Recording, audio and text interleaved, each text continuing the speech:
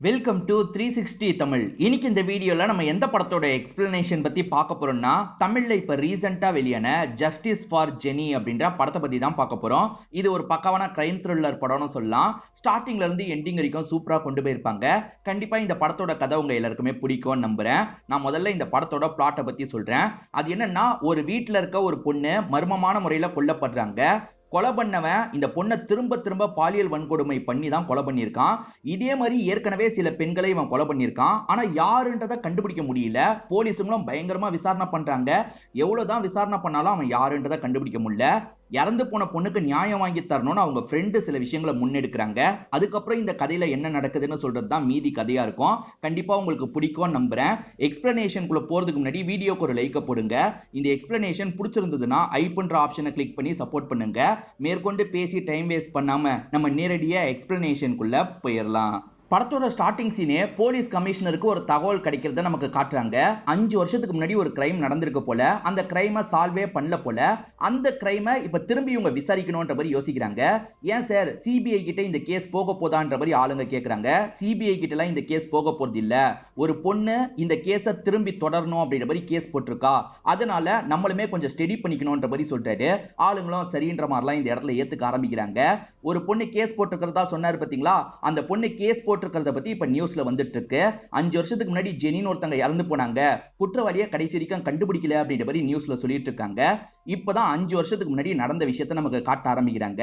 Jenny இருக்காங்க பாத்தீங்களா, இவங்க ஃப்ரெண்ட் ஒருத்தர் கூட கார்ல வந்து இறங்குறாங்க. அந்த ஃப்ரெண்டோட பேரு அருண் அப்படின்றது. இவங்க ரெண்டு பேருமே லவ் பண்ணிட்டு இருக்காங்க போல. ஜாலியா தான் இவங்க ரெண்டு பேர் பேசுறாங்க. சரி நான் வரேன் அருண் அப்படின்ற மாதிரி இவங்களுமே வீட்டை நோக்கி நடக்க ஆரம்பிக்கிறாங்க. இவங்க போறத வாட்ச்மேன் பார்த்துட்டு இருக்காரு. இப்ப வீட்டுக்குள்ள வந்தவங்க குளிச்சு முடிச்சுட்டு ட்ரெஸ்ஸை மாத்தலாம்னு நினைச்சா திடீர்னு ஒருத்தன் இவங்க முன்னாடி வந்து நிக்கிறான். இவங்களை அட்டாக் பண்றான். அவன் யாருன்றத தெளிவா நமக்கு காட்டல. அட்டாக் பண்ணவன் இவங்க கிட்ட எல்லை மீறி நடக்கிறான் போல. இங்கதான் ஜஸ்டிஸ் ஃபார் ஜெனின்ற மாதிரி டைட்டில போடுறாங்க. அட்டாக் பண்ணவன் கொடூரமா இவங்களை சாவடிச்சு வச்சிருக்கான். முதல்ல எஸ்ஐக்கு தான் தகவல் கிடைச்சு இந்த இடத்துக்கு வராரு. பாடியை பாக்குறவரு செம்மையா ஷாக் ஆயிடுறாரு. என்ன இந்த அளவுக்கு கொடுமையா சாவடிச்சு வச்சிருக்கான் அப்படின்ற மாதிரி யோசிச்சுட்டு இருக்காரு. இவருக்கு மேல ஒரு சீனியர் லேடி இருப்பாங்க. அந்த லேடிக்கு தகவலை பாஸ் பண்றாரு. அதே மாதிரி இந்த பொண்ணோட பேரண்ட்ஸ்ல அப்பா போலீஸா இருப்பாரு. அவருக்கு கால் பண்ணலான்னு பார்த்தா ஒய்ஃப் தான் கால் எடுக்கிறாங்க. இப்போ ஒய்ஃப் கிட்ட உங்க பொண்ணு ஜெனி இறந்து போயிட்டான்ற விஷயத்த சொல்றாரு. எங்க சீக்கிரமா வாங்க அப்படின்ற மாதிரி அவங்களுமே ஹஸ்பண்ட கூப்பிட்டு இருக்காங்க. இப்ப அருணோ வாசல்ல இருந்து அழுதுட்டு இருக்காரு. இவரு டிராப் பண்ணிட்டு போன மாதிரி தானே காமிச்சாங்க. ஆனா போன இவரை ஜெனி கால் பண்ணி திரும்பி வீட்டுக்கு கூப்பிட்டு இருக்காங்க போல. இவருமே பாக்குறதுக்காக வந்திருப்பாரு. ஜெனி கதவையே திறந்திருக்க மாட்டாங்க. அதுக்கப்புறம் சாவியெல்லாம் வாங்கி ஓபன் பண்ணும் போதுதான் அவங்க இறந்து போயிருக்கிறது தெரிய வந்திருக்கும். இதை பத்திலாம் அழுதுகிட்டே இங்க இருக்க எஸ்ஐ கிட்ட சொல்லிட்டு இருக்காரு. சரி விடு விடுன்ற மாதிரி இவரும் சொல்லிட்டாரு. இப்ப இந்த எஸ்ஐக்கு சில டவுட்லாம் வருது. இதுக்கு முன்னாடி வேளச்சேரியில ஒரு கொலை நடந்திருக்கும். அங்கேயும் ஒரு பொண்ணு தான் கொடூரமா கொல்லப்பட்டிருப்பாங்க. பாலியல் வன்கொடுமை நடந்துதான் கொல்லப்பட்டிருப்பாங்க. அந்த கேஸையே இவங்க சால்வ் பண்ணல. அதே மாதிரி தான் இந்த கேஸும் இருக்குன்ற மாதிரிலாம் இவர் பேசிட்டு இருக்காரு. இவரை பொறுத்த வரைக்கும் இப்ப சீனியர் லேடிக்காக தான் வெயிட் பண்ணிட்டு இருக்காரு போல. அவங்கள நான் இன்ஸ்பெக்டர் லேடின்னு சொல்றேன். இவங்க பேசிட்டு இருக்கும் போது கரெக்டா இன்ஸ்பெக்டர் லேடி இந்த இடத்துக்கு வந்துடுறாங்க. ஆக்சுவலா இறந்து போன ஜெனியும் போலீஸோட பொண்ணுல, அதனால இந்த கேஸ் கொஞ்சம் சீரியஸா மாறிடுது. இப்ப வந்த அந்த இன்ஸ்பெக்டர் லேடி இருக்காங்கல்ல, பாடியை பார்க்கலான்ற மாதிரி உள்ள வந்து பாக்குறாங்க. என்ன இப்படி பண்ணி வச்சிருக்கான் அப்படின்ற மாதிரி ஷாக் ஆகுறாங்க. திரும்ப திரும்ப அந்த பொண்ணுகிட்ட எல்லை மீறி நடந்து கொடூரமா சாவடிச்சிருக்கிறது உங்களுக்கு தெரிய வருது. வேளச்சேரி இன்சிடென்ட்டும் இதே மாதிரி தானே நடந்தது அப்படின்ற மாதிரி கேட்குறாங்க. ஆமா மேடம், பார்த்தோன்னே எனக்கும் அப்படிதான் தோணுச்சுன்ற மாதிரி எஸ்ஐ சொல்லிட்டாரு. அதுலயே நம்ம குற்றவாளியை கண்டுபிடிக்கல. அவனை பத்தி சின்னதா க்ளூ கிடைச்சா கூட கண்டுபிடிச்சிடலாம். இந்த வாட்டியாவது ஏதாவது க்ளூ கிடைக்குதா பார்ப்போம். உடனே பாடியை வந்து கொண்டு போறதுக்கு ஏற்பாடுலாம் பண்ணுங்கன்ற மாதிரி சொல்றாங்க. சரி ஓகேன்ற மாதிரி இந்த எஸ்ஐயும் ஏத்துக்கிறாரு. இப்ப செக் பண்றதுக்கு ஆளுங்கெல்லாம் வந்துடுறாங்க. ஏதாவது சாம்பிள் கிடைக்குமா அப்படின்ற மாதிரிலாம் செக் பண்ணிட்டு இருக்காங்க. சரி பாடியை கொண்டு போயிடலான்ற மாதிரி அதுக்கான வேலையெல்லாம் பண்ணிட்டு இருக்காங்க. இப்ப நமக்கு பிரியங்கான்னு ஒரு பொண்ணை காட்டுறாங்க. இவங்க ஜெனியோட பெஸ்ட் ஃப்ரெண்டு போல. இப்ப ஜெனியோட மத்த ஃப்ரெண்ட்ஸ் இருக்காங்கல்ல, பிரியங்கா கிட்ட இந்த விஷயத்த சொன்னோன்னா பிரியங்கா ஷாக் ஆகுறாங்க. இப்ப பாடியை கொண்டு போயிட்டு இருக்கும் போது பிரியங்கா இந்த இடத்துக்கு வந்துடுறாங்க. பேரண்ட்ஸ் பாடியை பார்க்கணும்னு கேட்கும் போது கூட இப்ப பார்க்க முடியாது, நாங்க கொண்டு போனோம் அப்படின்ற மாதிரிலாம் கொண்டு போயிட்டு இருக்காங்க. இப்படி கொண்டு போயிட்டு இருக்கும் போது கரெக்டா பிரியங்கா இந்த இடத்துக்கு வராங்க. ஜெனி இறந்து போயிருக்கிறத ஏத்துக்க முடியாம ஃபீல் பண்ணி அழுதுட்டு இருக்காங்க. இப்ப இன்ஸ்பெக்டர் லேடி கிட்ட மீடியாட்கள் கேள்வி மேல கேள்வி கேட்கறாங்க. இப்போதைக்கு எதுவும் சொல்ல முடியாது, விசாரணை போயிட்டு இருக்கு, சீக்கிரமே சம்பந்தப்பட்டவனை நாங்க அரெஸ்ட் பண்ணுவோம் அப்படின்ற மாதிரி வேகமா இந்த இடத்தை விட்டு கிளம்பிடுறாங்க. அந்த பொண்ணோட பாடியை போஸ்ட்மார்ட்டம் பண்ண டாக்டர் லேடி இருக்காங்கல்ல, இந்த இன்ஸ்பெக்டர் லேடி கிட்ட பேச ஆரம்பிக்கிறாங்க.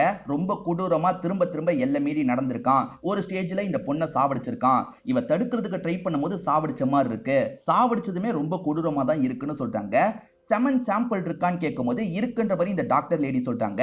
அதை வச்சு யாருன்றதை கண்டுபிடிக்க முடியாது, ஆனா இந்த செமன் வந்து எந்த பிளட் குரூப்போடதுன்றதை வேணா கண்டுபிடிக்கலாம், அதை வேணா நான் சீக்கிரமா கண்டுபிடிச்சு உங்களுக்கு சொல்றேன், அது மூலியமா கில்லரை நீங்க ஃபில்டர் பண்ணலாம், பிடிக்கலாம் அப்படின்ற மாதிரி சொல்லிட்டாங்க. சரி சீக்கிரமா இந்த விஷயத்தை பண்ணுங்க அப்படின்ற மாதிரி இன்ஸ்பெக்டர் லேடி சொல்லிட்டு போறாங்க. இப்ப ஜெனியை அடக்கம் பண்ற வேலை எல்லாம் பண்ணிட்டு இருக்காங்க. அந்த இடத்துக்கும் பிரியங்கா வந்திருக்காங்க. ஜெனியோட பேரண்ட்ஸ் போலீஸ் இல்ல, அதே மாதிரி இந்த பிரியங்கான்ற ஃப்ரெண்டோட பேரண்ட்ஸும் போலீஸ் போல, அதுலயும் அப்பா ஏசிபியா இருப்பாரு. இப்ப பொண்ணு அந்த இடத்துல ஃபீல் பண்ணிட்டு இருக்கும்போது அப்பா தான் கையை பிடிச்சி இங்க இருந்து கூட்டு போறாரு. இப்ப ஜெனியை இழந்த பேரண்ட்ஸ் இருக்காங்கல்ல, வீட்ல பயங்கரமா ஃபீல் பண்ணிட்டு இருக்காங்க. இந்த பக்கம் பிரியங்கா ஃபீல் பண்றாங்க, அந்த பக்கம் பேரண்ட்ஸ் ஃபீல் பண்றாங்க. இந்த இடத்துல தான் இவங்க ரெண்டு பேருக்கு பழக்கம் எப்படின்றத பிளாஷ்பேக்கா நமக்கு காட்டுறாங்க. ரெண்டு பேருமே ஒன்னா தான் ஸ்கூல் டைம்ல இருந்து படிச்சிருப்பாங்க. இவங்க ரெண்டு பேருமே நீட் எக்ஸாம் கூட சேர்ந்து எழுதியிருக்காங்க போல. ரெண்டு பேருமே கிளியர் பண்ணிடுவாங்க நம்பிக்கை இருக்கு. ஆனா ஜெனி என்ன சொல்றாங்கன்னா, பிரைவேட் காலேஜா இருந்தா என்னால படிக்க முடியாது, ஏன்னா உன் அப்பா அளவுக்கு என்னோட அப்பா வசதி இல்ல அப்படின்ற மாதிரிலாம் சொல்றாங்க. அதெல்லாம் ஒன்றும் பிரச்சனை இல்ல, படிச்சா நம்ம ரெண்டு பேர் சேர்ந்து தான் படிப்போம், நிச்சயமா உனக்குமே நல்ல காலேஜ்ல சீட்டு கிடைக்கும்ன்ற மாதிரிலாம் சொல்றாங்க. இவங்க ரெண்டு பேருமே ரொம்ப பெஸ்ட் ஃப்ரெண்ட்ஸ் அப்படின்றது நமக்கு தெரிய வருது. இன்னும் கொஞ்ச நாள்ல ரிசல்ட் வரப்போது போல, பாசிட்டிவா தான் வரணும் அப்படின்ற மாதிரி இவங்க ரெண்டு பேர் வெயிட் பண்ணிட்டு இருக்காங்க. இப்ப நீட் எக்ஸாம்க்கான ரிசல்ட் வருது. இவங்க ரெண்டு பேருமே நல்ல மார்க் வாங்கி பாஸ் பண்ணிருக்காங்க. ரெண்டு பேருக்குமே ஈஸியாவே கிடைச்சிருது. இவங்களுமே நம்ம நினைச்சதை படிக்க போறோம்ன்ற மாதிரி சந்தோஷப்படுறாங்க. ஆக்சுவலா ஜெனியோட பாய் ஃப்ரெண்டா அருண் ஒருத்தரை காமிச்சாங்கல்ல, அவருமே இந்த கேங்ல ஒருத்தரா தான் இருப்பாரு. இவங்க எல்லாருமே இதை கொண்டாடணும் அப்படின்ற மாதிரி முடிவு பண்றாங்க. இவங்க கொண்டாடுறத ஒரு சாங் மாதிரி நமக்கு காட்டுறாங்க. நிறைய இடங்களை சேர்ந்து சுத்தி பாக்குறாங்க. அதே மாதிரி நைட்டு நேரம் ஒரு ஹோட்டல்ல உட்காந்து எல்லாருமே சாப்பிட்டு இருக்காங்க. அப்போ ஒரு பொருள் கீழே விழுந்துருது. ஜெனி குனிஞ்சு எடுக்கிறாங்க. அதை யாரோ லாங்ல இருந்து பாக்குற மாதிரி காட்டுறாங்க. ஆனா பாக்குறது யாருன்றத தெளிவா நமக்கு காட்டல. அவன் ஜெனியே அடிச்சு பார்த்துட்டு இருக்கான் போல, யாரு என்னன்னு தெரியல. இப்ப கதை பிரசன்ட்டுக்கு வந்துருது. இன்ஸ்பெக்டர் லேடிய மீடியா ஆட்கள் கேள்வி மேல கேள்வி கேட்கறாங்க. வேளச்சேரி கேஸ் மாதிரியே தான் இதுவும் நடந்திருக்கு, வேளச்சேரி கேஸ்லயே நீங்க குற்றவாளியை பிடிக்கல, இந்த கேஸ்லயாவது பிடிச்சிருவீங்களா அப்படின்ற மாதிரிலாம் கேட்கறாங்க. கண்டிப்பா நாங்க பிடிச்சிருவோம் அப்படின்ற மாதிரி இன்ஸ்பெக்டர் லேடியும் பேசிட்டு ஏசிபியை பாக்குறதுக்காக வராங்க. பிரசன்ட்ல இவர் கமிஷனர், ஆனா பிளாஷ்பேக்ல இவர் ஏசிபியா இருப்பாரு. ஏசிபி என்ன சொல்றாருன்னா, என் பொண்ணுன்னு கூட பார்க்காதீங்க, எல்லார்கிட்டயும் ரஃபா விசாரிங்க, குற்றவாளியை கண்டுபிடிங்கன்ற மாதிரி சொல்லிட்டாரு. சரின்ற மாதிரி இந்த இன்ஸ்பெக்டர் லேடி ஏத்துக்கிறாங்க. விசாரணையா முதல்ல பெஸ்ட் ஃப்ரெண்ட் பிரியங்கா கிட்ட இருந்து ஆரம்பிக்கலான்ற மாதிரி பிரியங்காவை கூப்பிட்டு பேச ஆரம்பிக்கிறாங்க. அது என்னன்னா, ஜெனிக்கும் அருணுக்கும் நடுவுல இருந்தது என்னன்ற மாதிரி கேக்குறாங்க. கொஞ்சம் தப்பான அர்த்தத்துல கேட்கிற மாதிரி இருக்கு. இதை கேட்கிற இந்த பிரியங்கா கோவப்படுறாங்க. நீங்க நினைக்கிற மாதிரிலாம் ஒண்ணும் கிடையாது, ரெண்டு பேருமே பெஸ்ட் ஃப்ரெண்ட்ஸா இருந்தாங்க, லவ்வும் பண்ண ஆரம்பிச்சாங்க அப்படின்ற மாதிரி சொல்றாங்க. லவ் பண்ண ஆரம்பிச்சாங்க. அப்புறம் எதுக்காக அன்னைக்கு நைட்டு உன் ஃப்ரெண்ட் அவனை வீட்டுக்கு வர சொல்லியிருக்கா? பேரண்ட்ஸ் இல்லாத போது ஒரு பொண்ணு வீட்டுக்கு வா ஒன்னா இருக்கலாம்னு சொல்றது தப்பு இல்லையா? இதுதான் நல்ல பொண்ணுங்க பண்ற விஷயமா அப்படின்ற மாதிரி இவங்க பயங்கரமா கேள்வி மேல கேள்வி கேட்டுட்டு இருக்காங்க. ஆக்சுவலா அவன் தான் ஸ்டேட்மெண்ட்ல அப்படி சொல்லியிருப்பான். அது என்னன்னா, நான் விட்டுட்டு போயிட்டேன், ஆனா திரும்பி ஜெனி தான் கால் பண்ணி வீட்டுக்கு வா, பேரண்ட்ஸ் இல்ல ஒண்ணு மண்ணா இருக்கலான்ற மாதிரி சொன்னான்ற மாதிரி சொல்லியிருப்பான். அதை வச்சுதான் மடக்கி மடக்கி இவங்க கேள்வி கேட்டுட்டு இருக்காங்க. இப்ப பேரண்ட்ஸை கூப்பிட்டு பேச ஆரம்பிக்கிறாங்க. உங்களுக்கு அருணை தெரியுமான்னு கேட்கும்போது அருணை நல்லா தெரியும், அவன் ஜெனிக்கு ரொம்ப க்ளோஸ், ரெண்டு பேருமே ஃப்ரெண்ட்ஸ்ன்ற மாதிரி சொல்றாங்க. அவங்க ரெண்டு பேர் ஃப்ரெண்ட்ஸ் இல்ல, லவ் பண்ணிட்டு இருந்திருக்காங்க. அந்த நாள் அருணை வீட்டுக்கு வேற வர வச்சிருக்கா அப்படின்ற மாதிரி சொல்றாங்க. என்ன இப்படி சொல்றீங்க? தயவு செஞ்சு இந்த விஷயத்தெல்லாம் வெளியே சொல்லாதீங்க, அதுக்கப்புறம் எங்க பொண்ணோட பேரை ரொம்ப டேமேஜ் பண்ணிடுவாங்க, தயவு செஞ்சு இதோட நிறுத்திக்கோங்க அப்படின்ற மாதிரி பேரண்ட்ஸ் கேட்கறாங்க. சரி என் சைட்ல என்ன பண்ண முடியும் பாக்குறேன், நீங்க கிளம்பலாம் அப்படின்ற மாதிரி இவங்க அனுப்பி விடுறாங்க. ரொம்ப ரஃபா எல்லார்கிட்டயும் கேள்வி மேல கேள்வி கேட்டுட்டு இருக்காங்க. இப்ப சம்பந்தப்பட்ட அந்த அருண் கிட்ட பேசலான்ற மாதிரி அருணை வர வச்சிடுறாங்க. அருண் கூட இதை பண்ணிருக்கலான்ற மாதிரி இவங்களுக்கு டவுட் இருக்கு. அதனால அருண் கிட்ட இவங்க அடிச்சுதான் விசாரிக்கவே செய்யறாங்க. சத்தியமா எனக்கு எதுவுமே தெரியாது, நான் நடந்த விஷயத்தை ஏற்கனவே சொல்லிட்டேன்னு சொல்றான். திரும்பி சொல்லுன்ற மாதிரி இவங்க கேட்கறாங்க. இவன் நடந்த விஷயத்த சொல்றான். ஆக்சுவலா இவன் கார்ல டிராப் பண்றதுக்காக வந்தான் பாத்தீங்களா, இவங்களுமே கொஞ்சம் ரொமான்டிக்கா பேசிட்டு இருக்காங்க. அதுக்கப்புறம் இறங்கி இங்க இருந்து கிளம்ப ஆரம்பிச்சிடுறாங்க. கொஞ்ச நேரம் தான் ஆயிருக்கும், இவருக்கு கால் பண்ணிட்டாங்க. அருண் வீட்ல யாருமே கிடையாது, நீ வரியா, நம்ம ரெண்டு பேருமே ஜாலியா இருக்கலாம்ன்ற மாதிரி பேசுறாங்க. லவ் பண்றாங்கல்ல, அதனால தான் இப்படி பேசுறாங்க. இவருமே சரி பார்க்கலான்ற மாதிரி அந்த இடத்துக்கு வந்துடுறாரு. அப்படி வரும்போது கதவு லாக்ல இருக்கு. அவங்க கிட்ட இருந்து ரெஸ்பான்ஸே வர மாட்டேங்குது. என்ன ரெஸ்பான்ஸே வர மாட்டேங்குதுன்னு யோசிக்கிறாரு. வாட்ச்மேன் கிட்ட கேட்கலான்ற மாதிரி வாட்ச்மேன் கிட்ட கேட்கிறாரு. அவங்க வெளியே போன மாதிரி இல்லையே சார், வீட்டுக்குள்ளதான் இருக்க வாய்ப்பு இருக்கு, சரி வாங்க சார் பார்க்கலான்ற மாதிரி வாட்ச்மேன் இருக்காரு பாத்தீங்களா, அவங்க வீட்டுக்கிட்ட கூட்டு வந்துடுறாரு. இவருமே மேடம் கதவை தரங்க மேடம், கதவை தரங்க மேடம்னு தட்டுறாரு. 10 நிமிஷமா கதவை தட்டியா அவங்க திறக்கிற மாதிரியே இல்ல. சரி போலீஸ் கிட்ட ஒரு வார்த்தை சொல்லிடலான்ற மாதிரி இவருமே கால் பண்ணி போலீஸ் கிட்ட சொல்றாரு. ரவுண்ட்ஸ்ல இருக்க ஒரு 2 போலீஸ் தான் உடனே அந்த ஸ்பாட்டுக்கு வராங்க. என்ன ஏதுன்ற மாதிரி விசாரிக்கிறாங்க. இவங்களுமே விஷயத்தெல்லாம் அந்த போலீஸுங்க கிட்ட சொல்றாங்க. சரி இந்த கீ எக்ஸ்ட்ராவா இருக்கும்ல, அதை போய் வாங்கிட்டு வான்னு வாட்ச்மேன் கிட்ட சொல்றாங்க. வாட்ச்மேனும் இருக்கும் பாத்தீங்களா, அந்த இடத்துல இருந்து எடுத்துட்டு வந்துடுறாரு. இப்போ ஓபன் பண்ணி உள்ள போறாங்க. போலீஸுங்க மட்டும் தான் முதல்ல உள்ள போயிருப்பாங்க. அப்படி போனவங்க எஸ்ஐ கிட்ட இந்த விஷயத்த சொல்லணும்ன்ற மாதிரி சொல்லியிருப்பாங்க. இவங்க போய் பார்க்கும் போதே அந்த இடத்துல டெட் பாடி தான் இருந்திருக்கும். அருண் தான் ஏதாவது பண்ணிருக்கான், நம்மள ஏமாத்துறான் போலன்ற மாதிரி இவங்க கோவப்படுறாங்க. உண்மையை சொல்லு, நீ தானே அப்படி பண்ணன்ற மாதிரி கேட்கறாங்க. நான் எப்படி மேடம் அப்படி பண்ணுவேன், அவளை நான் லவ் பண்ணேன், இப்படிலாம் நான் பண்ணல மேடம் அப்படின்ற மாதிரி இவன் சொல்லிட்டு இருக்கான். மேடம் அவளுக்கும் அந்த அபார்ட்மெண்ட்ல இருக்க அசோக்னு ஒருத்தருக்கும் சண்டை போல மேடம்னு சொல்றான். என்ன இவன் இப்படி சொல்றான்ற மாதிரி யோசிக்கிறாங்க. சிசிடிவியை செக் பண்றாங்க. ஆக்சுவலா இவன் கார்ல டிராப் பண்றதுக்காக வந்தான் பாத்தீங்களா, அந்த சமயம் ஒரு கார் வந்திருக்கும். அந்த கார் ஆரனை திரும்ப திரும்ப அடிச்சுக்கிட்டே இருக்கு. இவங்களுமே விலகி போறாங்க. வந்த நபர் தான் அபார்ட்மெண்ட்ல இருக்க அசோக்கா இருப்பாரு. அந்த அசோக்கும் இந்த பொண்ணு ஜெனிக்கும் பெருசா செட் ஆகாது போல. அவர் எல்லார்கிட்டயும் கொஞ்சம் ரஃப் அண்ட் டஃபா தான் மேடம் பேசுவாரு. இவங்க காரை மறைச்ச மாதிரி நிறுத்திட்டு இருந்தாங்கல்ல, அதனால தான் கோவப்பட்டு ஆரனை திரும்ப திரும்ப அடிச்சாரு அப்படின்ற மாதிரிலாம் இந்த வாட்ச்மேன் சொல்றாரு. இவன் எப்ப பாரு இப்படிதான் பண்ணுவான்ற மாதிரி இவங்களுமே பாய் ஃப்ரெண்டு கிட்ட சொல்றாங்க. அதாவது ஜெனி அவங்களோட பாய் ஃப்ரெண்டு கிட்ட சொல்றாங்க. ஜெனி வீட்டுக்கிட்ட போற மாதிரி போனவங்க ஒன்னு ஞாபகம் வந்து இந்த வாட்ச்மேனுக்கு சில பொருள்லாம் தராங்க. ஹோட்டலுக்கு போயிட்டு வராங்கல்ல, ஹோட்டல்ல சில பொருள் வாங்கியிருப்பாங்க, அது இவருக்கு தராங்க. இந்த வாட்ச்மேன் கூட ஏதாவது பண்ணிருக்கலாம் அப்படின்ற மாதிரி யோசிக்கிறாங்க. ஏன்னா இவனால சாவியை எடுக்க முடியும்ல, இவன் கூட ஏதாவது பண்ணிட்டு சாவியை திரும்பி லாக் பண்ணிருக்கலாம்ன்ற மாதிரி இவனை போட்டு அடி அடின்னு அடிச்சிட்டு இருக்காங்க. இதை தாண்டி அசோக்னு ஒருத்தர் சிடு சிடுன்னு எல்லார்கிட்டயும் பேசுவாருன்றது இவங்களுக்கு தெரிய வருது. அந்த அசோக்கு கோவப்பட்டு ஜெனி ஏதாவது பண்ணிருப்பாரான்ற மாதிரி அசோக்கையும் கூப்பிட்டு பயங்கரமா விசாரணை பண்றாங்க. இதை தாண்டி அந்த ஜெனிக்கு நிறைய ஃப்ரெண்ட்ஸ் இருப்பாங்கல்ல, அந்த எல்லா ஃப்ரெண்ட்ஸையும் கூப்பிட்டு விசாரணை பண்றாங்க. அவளுக்கு கெட்ட பழக்கம் ஏதாவது இருந்ததா, யாரு கூடயாவது தப்பான ஃப்ரெண்ட்ஷிப் இருந்ததா அப்படின்ற மாதிரிலாம் கேள்வி கேட்கறாங்க. எல்லாருமே இல்ல இல்லன்ற மாதிரி சொல்றாங்க. என்னதான் இவங்க விசாரணை பண்ணாலும் சரி பெருசா எதுவும் இவங்களால கண்டுபிடிக்க முடியல. என்னடா எதுவுமே கண்டுபிடிக்க முடியலன்ற மாதிரி இவங்க கோவத்துல எல்லாரையும் போட்டு அடிக்கலாம் ஆரம்பிக்கிறாங்க. மீடியா வேற ஒரு சைடு பிரஷர் கொடுக்குறாங்கல்ல, அதனால தான் இவங்க காரணமே இல்லாம எல்லாரையும் போட்டு அடி அடின்னு அடிக்கிறாங்க. யாரையாவது ஒருத்தரை இதுல லாக் பண்ணிட முடியுமா அப்படின்ற மாதிரி பயங்கரமா விசாரணை பண்றாங்க. எதுவும் பிரயோஜனமா கிடைக்க மாட்டேங்குது. அந்த ரிப்போர்ட்டை டாக்டர் லேடி தரேன்னு சொன்னாங்கல்ல, அவங்க என்ன இவ்வளவு லேட் பண்ணிட்டு இருக்காங்க? அந்த ரிப்போர்ட்டை வச்சு தான் ஏதாவது பண்ண முடியும். நம்ம விசாரிச்சதுல அந்த பிளட் குரூப்ல இருக்கவங்கள மேட்ச் பண்ணி பார்த்தா கண்டுபிடிக்கலாம்ன்ற மாதிரி சொல்லிட்டு இருக்காங்க. இப்பதான் அந்த ரிப்போர்ட் உங்களுக்கு கிடைக்குது போல. அதாவது செமன் சாம்பிள் கிடைச்சது பாத்தீங்களா, ஓ பாசிட்டிவ் உடைய நபரோட செமன் சாம்பிள் அப்படின்றது உங்களுக்கு தெரிய வருது. இவங்க எல்லாரோட செமன் சாம்பிளோடையும் டெஸ்ட் பண்ணி பார்க்க முடியாது இல்ல. இப்ப பிளட் குரூப் மூலமா ஒரு 5 பேரை ஃபில்டர் பண்ணிடுறாங்க. அப்படி ஃபில்டர் பண்ணதுல அந்த பொண்ணோட அப்பாவும் அந்த குரூப்பை சேர்ந்தவரா இருப்பாரு. அவர்தையும் வாங்கி செக் பண்ணுமான்ற மாதிரி கேக்குறாங்க. கண்டிப்பா செக் பண்ணி தான் ஆகணும். ஏன் எத்தனை கேஸ்ல இந்த மாதிரி நடக்கிறத நம்ம பார்த்தது இல்லையா? கண்டிப்பா அப்பாவோடதையும் வாங்கி செக் பண்ணும், 5 பேரோடதையும் செக் பண்ணணும்னு சொல்றாங்க. இப்ப ஃப்ரெண்டு பிரியங்கா தூங்கிட்டு இருக்கும் போது பக்கத்துல அந்த ஜெனி உட்காந்துட்டு இருக்க மாதிரி தோணுது. இப்ப ஜெனியை பார்த்தோன்னே இவங்க சட்டுன்னு எந்திரிச்சு பேசுறதுக்காக வராங்க. அவங்க கற்பனையா தான் தெரிஞ்சிருப்பாங்க. இப்ப அங்க இருந்து மறைஞ்சு போயிடுறாங்க. ஜெனி இறந்து போனதை பிரியங்காவால ஏத்துக்க முடியல, பயங்கரமா ஃபீல் பண்ணிட்டு இருக்காங்க. ஆக்சுவலா அப்பா நினைச்சா குற்றவாளியை கண்டுபிடிக்கிறதுக்கு பிரஷரை போடலாம்ல, அப்பா பெருசா பிரஷர் போடலன்னு நினைக்கிறாங்க. அந்த கோவத்தெல்லாம் இவங்க அம்மா கிட்ட காமிச்சிட்டு இருக்காங்க. யார்கிட்டயும் சரியாவே பேசாம இருக்காங்க. இத பாக்குற அம்மாக்கு கஷ்டமா இருக்கு. இப்ப எஸ்ஐக்கு போன் கால் மூலியமா ஒரு தகவல் தெரியுது. என்ன தகவல் தெரியுதுன்னு தெரியல. இன்ஸ்பெக்டர் லேடியை கூட்டிட்டு அந்த ஸ்பாட்டுக்கு கிளம்புறாரு. கன்ஸ்ட்ரக்ஷன் சைட்ல ஒர்க் பண்ணுவாங்கல்ல, அந்த மாதிரி ஒரு லேடி ஏதோ ஒரு விஷயத்த சொல்றாங்க. என்ன சொல்றாங்க அப்படின்றத தெளிவா நமக்கு காட்ட மாட்டாங்க. கவலைப்படாதீங்க, நான் பாத்துக்கிறேன் அப்படின்ற மாதிரி இன்ஸ்பெக்டர் லேடியும் சொல்றாங்க. இது வெளியே வரக்கூடாதுன்ற மாதிரிலாம் அந்த கன்ஸ்ட்ரக்ஷன் ஒர்க்கர் லேடி கேக்குறாங்க. இன்ஸ்பெக்டர் லேடியும் சரின்ற மாதிரி ஏத்துக்கிறாங்க. பிரியங்கா வீட்ல ஃபீல் பண்ணிட்டு இருக்கும்போது ஜெனியோட அம்மா இந்த இடத்துக்கு வராங்க. எப்ப பாரு உன்னை பத்தியே தான் பேசிட்டு இருப்பா அப்படின்ற மாதிரிலாம் ஃபீலிங்கா பேசுறாங்க. அவ இறந்து போனதை இன்னும் கூட எங்களால ஏத்துக்கவே முடியல. அவளுக்காக இந்த விஷயத்த வாங்கினேன், இதுக்கப்புறம் நீ வச்சுக்கோமா, நீ என்னோட பொண்ணு மாதிரி தானே அப்படின்ற மாதிரி தராங்க. சரின்ற மாதிரி பிரியங்கா அந்த பொருள் எல்லாம் வாங்கிக்கிறாங்க. ஆக்சுவலா கன்ஸ்ட்ரக்ஷன் ஒர்க்கர் மூலியமா ஏதோ ஒரு தகவல் கிடைச்சது பாத்தீங்களா, அந்த தகவலை அடிப்படையா வச்சு இவங்களுமே தேடிட்டு இருக்காங்க. ஒவ்வொருத்தரையா டீடைலா செக் பண்றாங்க. அதாவது ஹைட் வெயிட்டை வச்சு செக் பண்ணிட்டு இருக்காங்க. இருந்தாலுமே சம்பந்தப்பட்டவனை இவங்களால கண்டுபிடிக்க முடியல போல.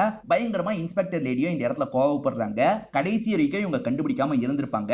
5 வருஷம் ஓடிடுச்சு. இப்ப திரும்ப அந்த கேஸை ஒருத்தங்க எடுத்திருக்காங்கன்ற மாதிரி மீடியா ஆட்கள் சொல்றாங்க. யாரு கேஸை எடுத்திருக்காங்கன்னா பிரியங்கா தான் எடுத்திருக்காங்க. பிரியங்காக்கு டாக்டர் படிக்கிறதுக்கான வாய்ப்பு கிடைச்சிருக்கும். அதை மீறி இப்ப லாயரா மாறி இருக்காங்க. இவங்க தான் இந்த கேஸை திரும்பி எடுக்கணும்ன்ற மாதிரி போட்டிருக்காங்க போல. உங்க ஃப்ரெண்டு ஜெனிக்கு நியாயம் கிடைக்கும்னு நினைக்கிறீங்களான்னு மீடியாட்கள் கேக்குறாங்க. கண்டிப்பா கிடைக்க வைப்பேன்ற மாதிரி இவங்களும் சொல்றாங்க. இப்ப இவங்களோட பாஸ்ட நமக்கு காட்டுறாங்க. இவங்க லாயர் படிப்பு படிக்க போறேன்னு சொல்லும் போது அம்மா அப்ஜெக்ஷன் சொல்றாங்க. உன்னை டாக்டர் ஆக்கி பார்க்கணும் நாங்க எவ்வளவு ஆசைப்படுறோம் அப்படின்ற மாதிரிலாம் சொல்றாங்க. இல்லம்மா, என் ஃப்ரெண்டுக்கு இப்படி நடந்ததுக்கு காரணம் யாருன்றதை கண்டுபிடிக்கணும், நான் அதுக்கு இந்த விஷயத்த பண்ணி தான் ஆகணும்னு சொல்றாங்க. உன் விருப்பம் அதுதான்னா பண்ணிக்கோமா, பின்னாடி நீ இதை நினைச்சு ஃபீல் பண்ணாம இருந்தா ஓகே தான் அப்படின்ற மாதிரி அப்பாவும் சொல்றாரு. நான் ஃபீல் பண்ண மாட்டேன்ற மாதிரி இவங்களுமே லாயரா மாறிடுறாங்க. இப்ப லாயரா இவங்க இப்படி ஒரு கேஸ் போட்டிருக்காங்கல்ல, இந்த கேஸை திரும்பி எடுக்கணுமா, ஏன்னா எடுக்கிறது நேர வரையும் இல்ல, எடுக்கணுமா வேணாமான்றத முடிவு பண்றதுக்காக தான் முதல்ல நடக்குது. ஜட்ஜ் லேடி கிட்ட இவங்களுமே இவங்களோட வாதத்தை வைக்கிறாங்க. 5 வருஷத்துக்கு முன்னாடி இது நடந்தது, கடைசி வரைக்கும் குற்றவாளியை கண்டுபிடிக்கல. ஜெனி கேஸ் மட்டும் இல்ல, வேளச்சேரியிலயும் இதே மாதிரி ஒரு கேஸ் நடந்தது. 2 கேஸ்லயும் ஒரே குற்றவாளி தான், அந்த குற்றவாளி இன்னமும் வெளியே நடமாடிட்டு இருக்கான், அவனை பிடிக்கிறதுக்காக தான் இந்த கேஸை போட்டிருக்கேன்னு சொல்றாங்க. இவங்க சொல்றது வேலிடா படவே ஜட்ஜுமே இந்த கேஸை நான் எடுத்துக்கிறேன், நீ விசாரணை பண்ண வேண்டியவங்க கிட்ட விசாரணை பண்ணிக்கோன்னு சொல்றாங்க. இவங்க முதல்ல அந்த எஸ்ஐய வர வைக்கிறாங்க. எஸ்ஐ கிட்ட குறுக்கி கேள்விலாம் நிறைய கேக்குறாங்க. நீங்க கேஸ பாதியிலேயே விட்டுட்டீங்க, சரியாவே நீங்க விசாரிக்கலன்ற மாதிரிலாம் ப்ளேம் பண்றாங்க. இல்ல இல்ல, எங்க சைடுல எவ்வளவு எஃபர்ட் போட்டு விசாரிக்க முடியுமோ அந்த அளவுக்கு நாங்க விசாரிச்சோம் அப்படின்ற மாதிரிலாம் இவர் சொல்றாரு. இப்ப பிபியும் போலீஸை காப்பாத்தணும்னு நினைக்கிறாரு. அவர் முடிஞ்ச அளவுக்கு ட்ரை பண்ண தான் செஞ்சாரு. நீ எதுக்குமா இந்த மாதிரி கேள்வி கேட்கற அப்படின்ற மாதிரி சொல்லிட்டாரு.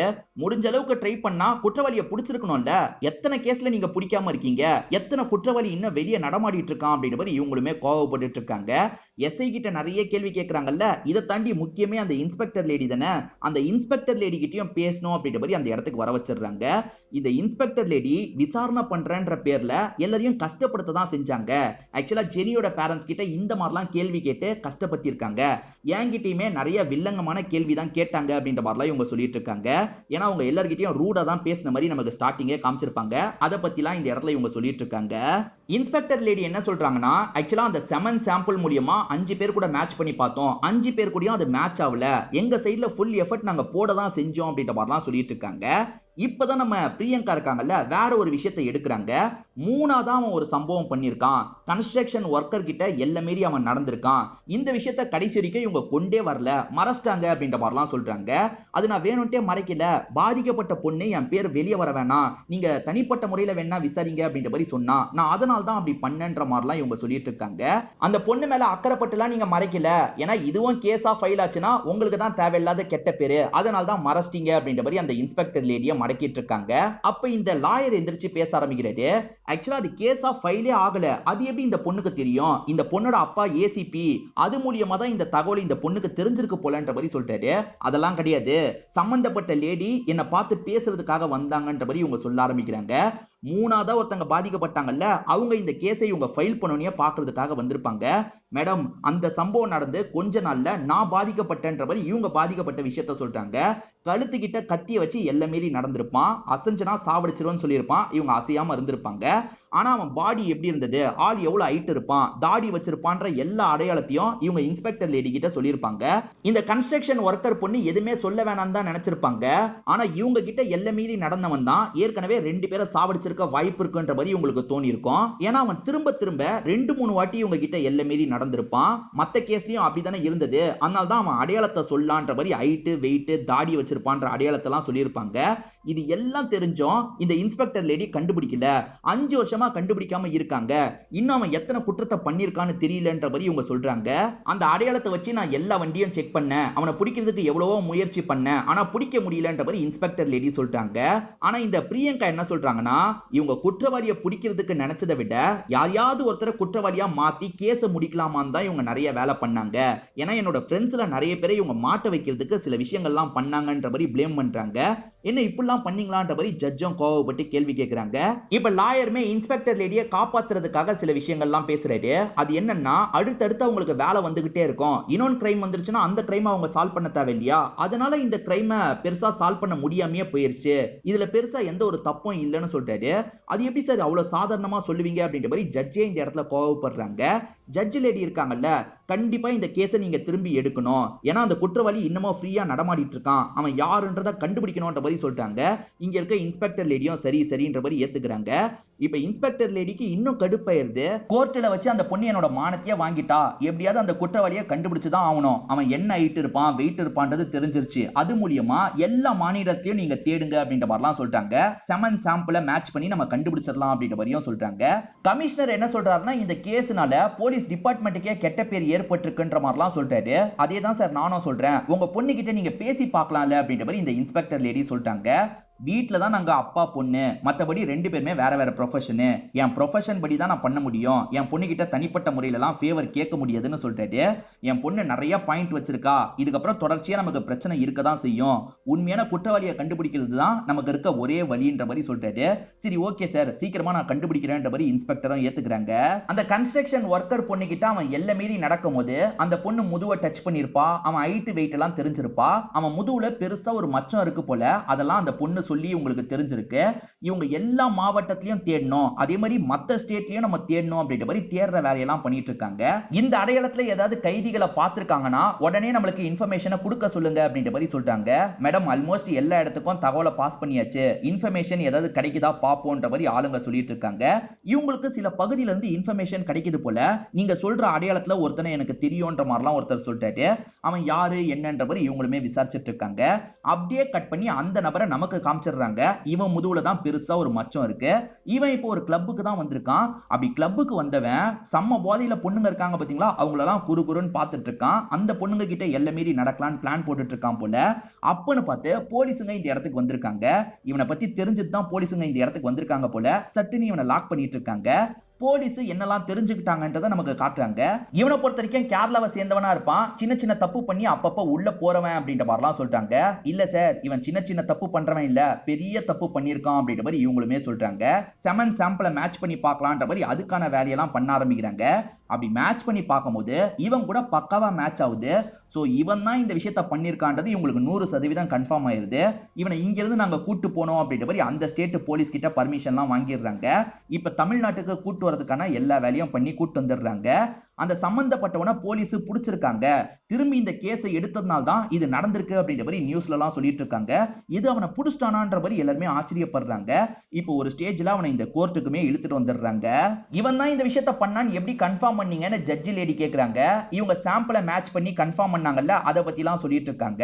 அதே சமயம் அவங்கிட்ட நீ தான் இந்த விஷயத்த பண்ணியான்னு ஜட்ஜி லேடி கேக்குறாங்க. எதுவுமே பேச மாட்டான், சுத்தி முத்தி வேடிக்கை மட்டும் பார்த்துட்டு இருக்கான். இதெல்லாம் பார்த்துட்டு இருக்க இந்த பிரியங்காக்கு பயங்கரமா கோவம் வருது. ஒரு ஸ்டேஜ்ல பிரியங்கா இருக்காங்கல்ல, கேக்குறாங்கல்ல, பதில் சொல்லுடா அப்படின்ற மாதிரி எந்திரிச்சு அடிக்கிற மாதிரிலாம் போயிட்டு இருக்காங்க. அநியாயத்துக்கு என்னோட ஜெனியை சாவடிச்சிட்டல அப்படின்ற மாதிரி அடிக்கிறதுக்காக போறாங்க. அவசரப்படாதமா நில்லு அப்படின்ற மாதிரி இந்த ஜட்ஜி லேடியும் நிக்க சொல்றாங்க. இப்ப இவன் இருக்கான் பாத்தீங்களா, இந்த இடத்துல கொஞ்சம் கொஞ்சமா பேச ஆரம்பிக்கிறான். ஆமா, நான் தான் இது எல்லாத்தையும் பண்ணன்ற மாதிரிலாம் சொல்றான்.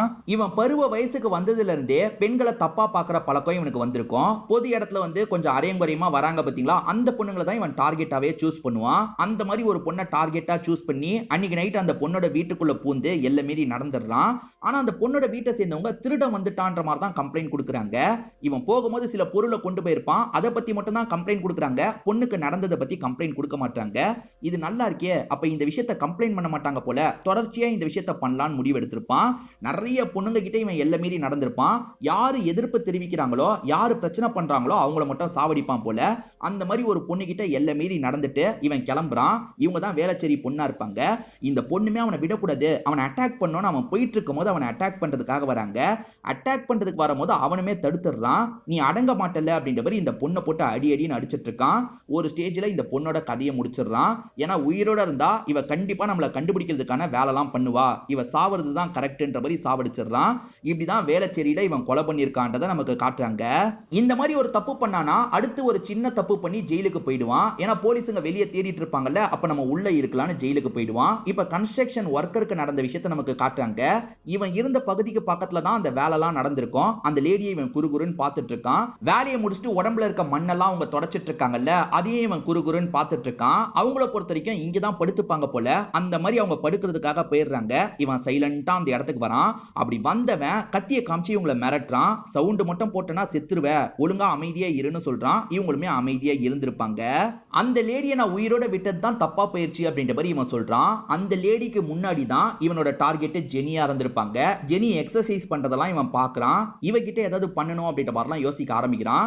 யார்கிட்ட ஒன்னா இருக்கணும்னு நினைக்கிறானோ அவங்களோட எல்லா ஆக்டிவிட்டியும் இவன் தெரிஞ்சுப்பான் போல. அவங்க எங்க போறாங்க வராங்கன்றதெல்லாம் இவன் ஃபாலோ பண்ணிட்டு இருக்கான். அவங்க ஃப்ரெண்ட்ஸுங்க கூட சேர்ந்து சுத்துனாங்க பாத்தீங்களா, அதெல்லாம் பார்த்திருப்பான். அவங்க ஏதோ ஒரு பொருளை கீழே போட்டு எடுக்கும் போது யாரோ பார்த்த மாதிரி காமிச்சாங்கல்ல, இவன் தான் பார்த்திருப்பான். அதுக்கப்புறம் அந்த ஹோட்டல்ல இருந்து சாப்பிடுறதுக்கு சில பொருள்லாம் வாங்கிட்டு வந்திருப்பாங்க.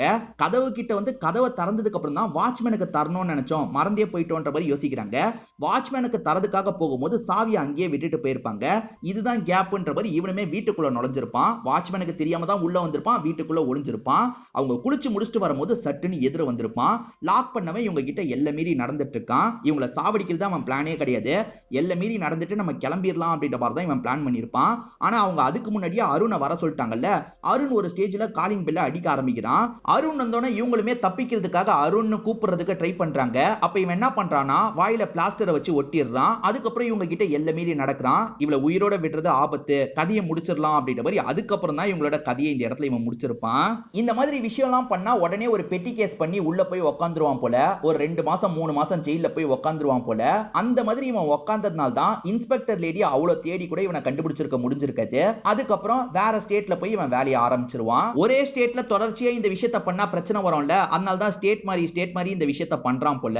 40 பொண்ணுங்களுக்கு மேல எல்லை மீறி நடந்திருக்கன்ற மாதிரி அசால்ட்டா சொல்றான். இதை கேட்கிற ஜெனியோட பேரண்ட்ஸ்க்கு அவ்வளவு கோவம் வருது. இவன மாதிரி ஆளுங்களை எல்லாம் உயிரோடவே விடக்கூடாதுன்ற மாதிரி பேரண்ட்ஸ் அடிக்கிறதுக்காகலாம் வந்துட்டு இருக்காங்க.